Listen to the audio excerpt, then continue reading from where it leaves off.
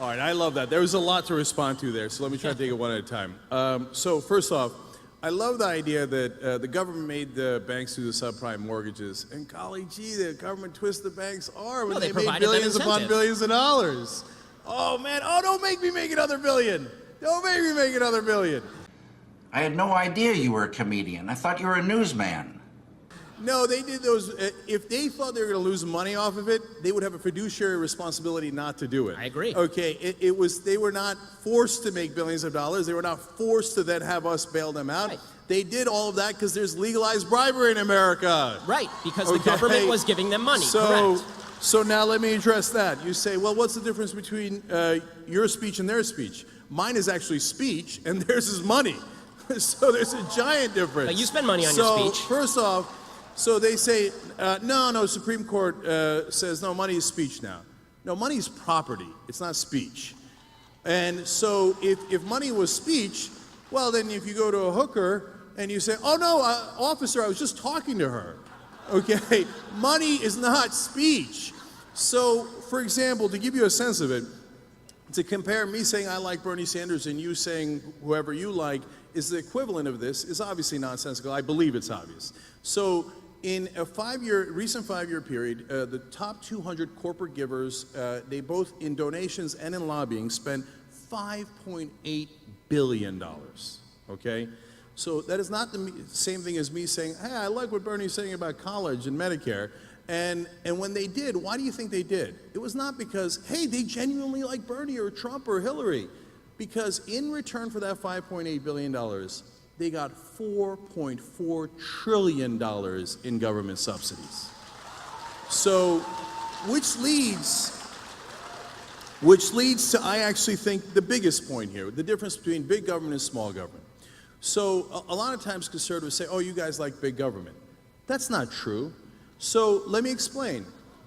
If I ask you, hey, you got a plumbing job, what would you like, big pipes or small pipes?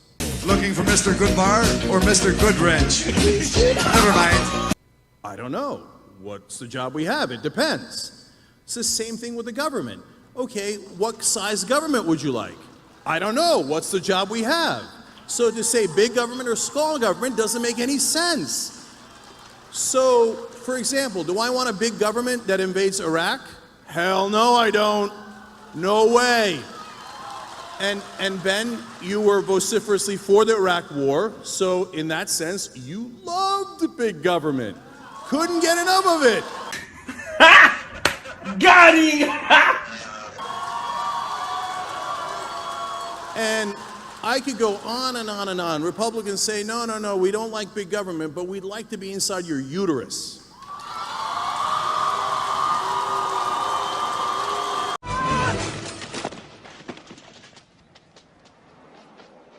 I meant to do that.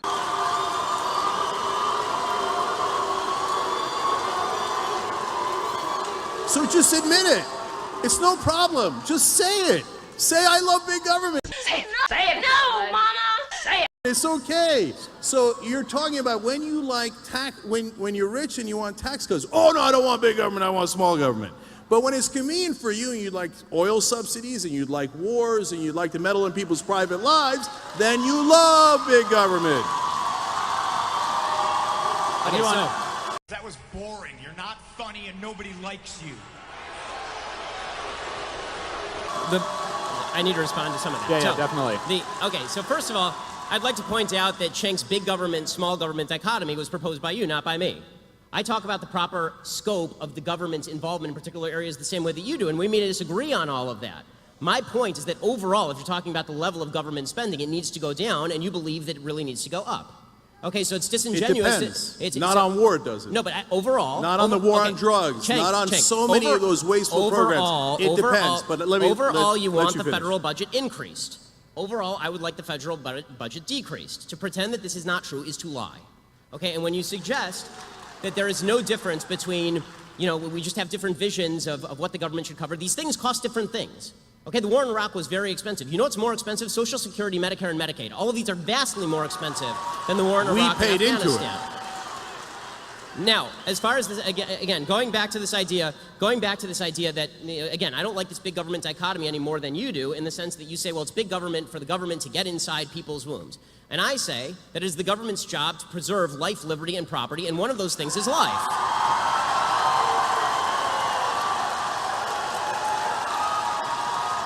To protect you from someone else taking it, okay? To protect you from someone else taking it. Now, when it comes to the idea that all money in politics is bad, again, I ask you, final question, final point on, we're going through 10 points at a time here, but final point here. When you say money in politics is bad, again, I ask you, Buddy Roemer gave you $4 million to start TYT. What did he expect in return? Should he not have given you money? Was the money not speech? It was just money, after all. It's just like a hooker, I assume. So are you the prostitute? How did this work?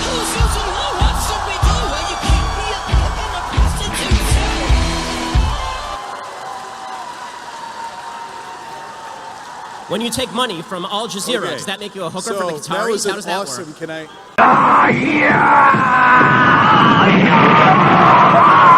That was an awesome conflation. Okay, we were talking about money in politics and how money is not speech when you give it as a campaign donation, and you turn it around to a business investment. You know, in a businessman investment, it has nothing to do with speech. Money is money. Money is money, lad! They gave us an investment, because they believed in our business. Good, that has nothing to do with politics. That's great, and you think the government is in the business of regulating business. So, if the government is in the business of regulating business, what would be the problem if the government telling Buddy Roemer he's not allowed to invest in your business? No, those are two different issues. No problem. No, I'm just... No, one thing is to say, hey, let's set reasonable limitations on what can happen around elections, which is, again, what most developed Western countries do. So, and they have different versions of that rule. There's ads you can run, you can't run ads within a certain period of time. You have public financing versus private financing. Those are rules around an election. That is a completely different issue than the government saying randomly you can and you can't invest in businesses. Why? So you're conflating those two issues that have nothing to do with one another. Why?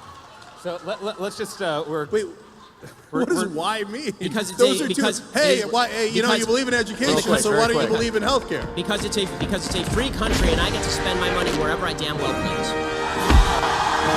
So as we're coming to the close here,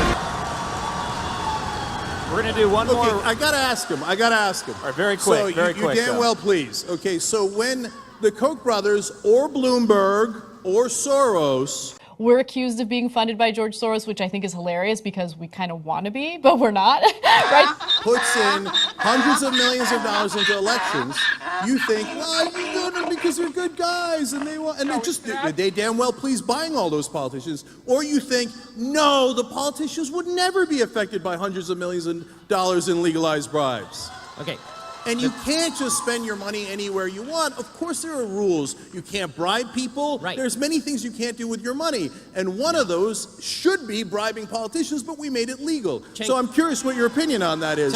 Do you think that they're just golly shucks, they just mean well? And Cenk, you're a lawyer, so you know that bribery requires two parties to the bribe.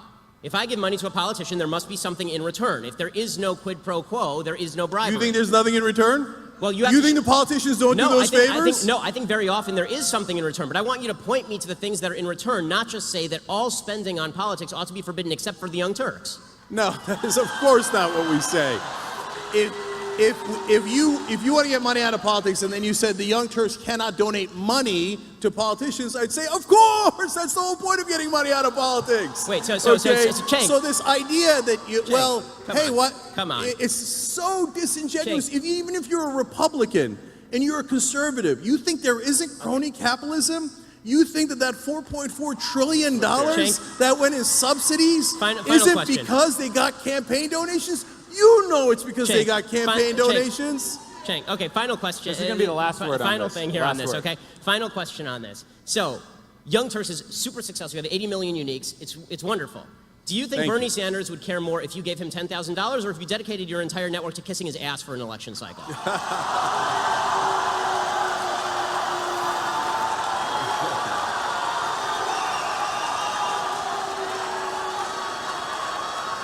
All right. So, two things about this. First of all, I think you and I will agree that what we did in praising some of Bernie's programs, a lot of Bernie's programs, but not all. For example, I disagreed with him on guns, and I thought Hillary's education program was slightly better than Bernie's. And by the way, I agree with the Republicans on the Export-Import Bank. So it's not blind allegiance. That is not what we do, not remotely, okay? Second of all, I think you'll agree with me that the mainstream media kissing Hillary Clinton's ass for 2 straight years was a much bigger problem. Would you outline? Now, the distinction that you're asking for, and now I've answered I think 4 times is, one is speech, and by the way, protected, you said life, liberty, and pursuit of happiness. I think we all agree to that. I got a big applause line. I also agree. And in our Constitution, the First Amendment is right to speech and freedom of the press. So that is that rubric. Money is not in the First Amendment. There is no right to spend money on politicians. Money is money, speech is speech. All right, so let's do rapid fire now as we come to the close here. I think, by the way, there's wide agreement about the corruption in politics, maybe different ways of how to deal with it, but this has been a very good conversation. So I'll go first to Ben. As we look at 2020, what will be a winning message and who will be a winning candidate on the Republican side in 2020?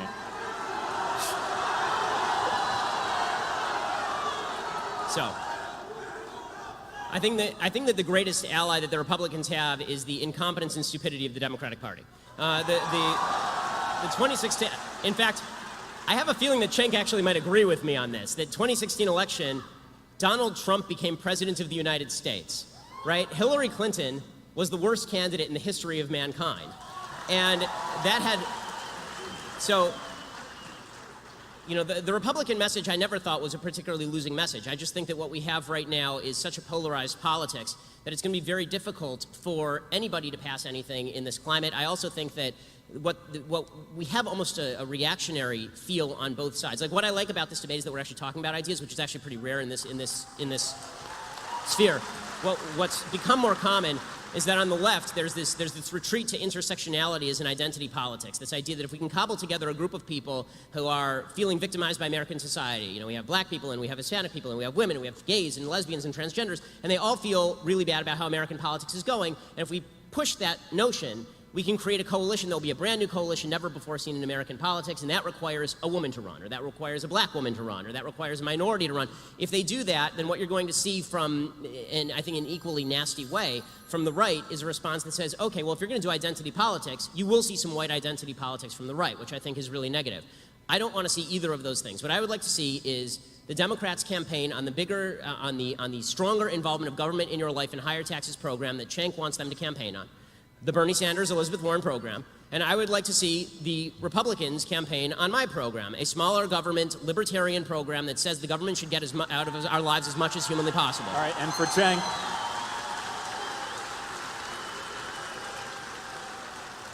Cenk, what will be a winning message and who will be a winning candidate for Democrats in 2020? Yep. So, Wouldn't it be weird if this ended up being the stage? That's what I told you guys backstage. This is a presidential debate. Okay, so, look, Ben, you said earlier that you didn't set up the big government, small government paradigm, but you just said you want them to run on a small government yes. platform. A less involvement in American again, lives, yes. small government doesn't make any sense. So let's break it down. You asked me about particular issues, so I'll give you one. So you were in favor of the Iraq War. That cost us at least $1.5 trillion. Then people turn around and say to Bernie Sanders, well, I mean, college for your kids are middle class. That's unaffordable. That's way too much money. You can't do that. That costs $75 billion a year. First of all, college for your kids, you know what that's called? That's called the American dream. And for one Iraq war, for the cost of one Iraq war, we could have gotten 20 years of free college for all those kids and the American dream. So it isn't about big government or small government, it's about what do we do with the money. So that $1.5 trillion could have gone to us, could have gone to the middle class, could have gone to a better economy. Because when you go to college, you come out, you start businesses, you engage in this market, and you make things better, and you employ people. We could have used that for us. Instead, we wasted it in Iraq. And, by the way, I believe, Ben, you want to get tough on Iran, you want to, rip up the deal, etc. If you thought the Iraq War was a waste of blood and treasure, wait till you get a load of what happens in Iran. So we're not going to make that mistake again. We're not going to make that mistake again. So what would I run on? Look, this idea of the identity, that Democrats run on identity politics, and some of them do. But let's not forget that Republicans do the same and worse. Who was the one who came up with the Southern strategy? That was the Republican Party. And the Southern strategy was, let's go get racist white voters in the South. That's a fact. So, once again, it's this wonderful capitalist invention called Google. Google it. So, two Republican chairmen have said, yes, we did do that strategy, and we apologize. So that's a fact. They're the ones who invented identity politics. So when you like identity politics when it serves your interests, but all of a sudden when we say, hey, can black people have the same rights as white people? Oh, identity politics. Can gay people have the same rights as straight people? Identity politics. It's called equality. Look into it. It's called America, okay? I want to please love me. USA! USA! USA! Equality for all of us! Okay. I want to respond to very quick, okay? Very quick. Okay, I want to respond to a point. This is a point that Cenk made last year in his debate with Dinesh repeatedly for about an hour. Was the Southern strategy with regard to the Republicans. Okay, I'd like to point out the idea that the entire South solidly moved into the Republican category because of the Civil Rights Act is historically false and has been debunked multiple times by people ranging from Sean Trent at Real Clear Politics to professors at the University of Pennsylvania. And there's a bunch of ways to debunk it, including the fact that the Congress did not switch Republican in the South until 1994. Okay, did it take 30 years for the racists to realize what was going on? 21 senators from the South were Democrats. How many of them became Republicans after the Civil Rights Act? The answer, 1. The other 20 stayed Democrats. In 1952, Eisenhower did not win a ton of the South. Eisenhower did win, however, 7 states in the South in 1956, after he sent federal troops down south. The reason that the Republican Party started to win in the South, it began in the 1950s, not after the 1964 Civil Rights Act, and it was largely due to the movement of industry down south. It was new fringe members of the Republican Party, younger members of the Republican Party, who switched over to the Republican Party in the South, not old Democrats, who remained old Democrats and are still old Democrats today. All right. So I'm going to jump in here. Okay, I got it real quick. You're right. Very quick. By the way, final note, sorry, Jimmy the Carter launched his 1980 campaign at the headquarters, that town in Alabama that was the headquarters for the KKK. So to pretend that it was only Republicans playing the bad and evil race strategy is just a lie. All right. Okay. Last word. So that was him responding to his own thing. Okay.